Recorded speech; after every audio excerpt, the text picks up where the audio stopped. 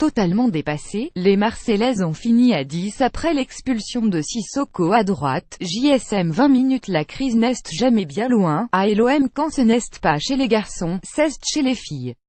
Dernière de D1 féminine, les Marseillaises n'ont pas gagné un seul match en 9 journées.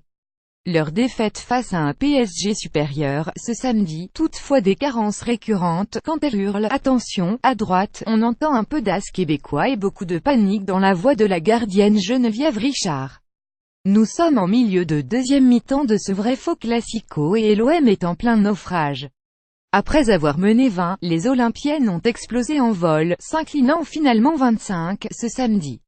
Et c'est loin d'être la première fois cette saison, plus grand que à lire aussi comment les filles de LOL se forment en défiant l'hypermotivation des équipes masculines. Super première mi-temps, l'ancien supporter à Caroline Pizzala, qui sort des vestiaires le visage fermé. Sauf coup de match de foot, 16 de 90 minutes, bougonne la capitaine de l'OM. On a l'impression qu'elles-mêmes, elles ne comprennent pas ce qu'il leur arrive, souffle Fred, capot improvisé lors des matchs de l'équipe féminine.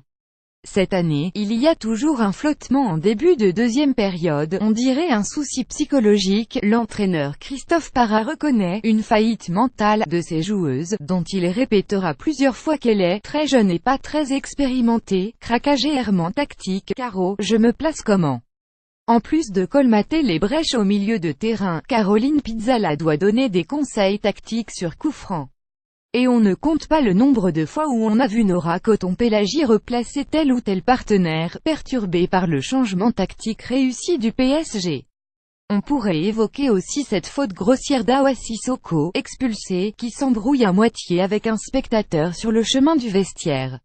C'est la Bérésina, alors que Katoto s'offre un triplé, Awa Sissoko se fait expulser grossièrement 25-82, au MPSG, Tristan Rapot @Rapot Tristan 16 novembre 18, 2017. La jeunesse, donc, rappelle Christophe Parra, on a quand même de jeunes joueuses.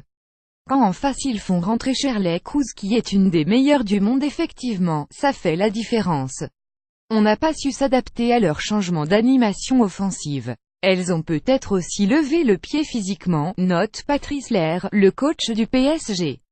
Plutôt fair-play, d'ailleurs, on espère qu'elles vont s'en sortir. Effectivement, on en est là avec 6 défaites en 9 matchs, la section féminine de l'OM est au bord du gouffre. Il y a une addition de problèmes, note Philippe Serve, fidèle supporter et sacré connaisseur du foot féminin marseillais. Grosse déception, non pour la défaite, le hiérarchie respectée mais au vu du déroulé du match.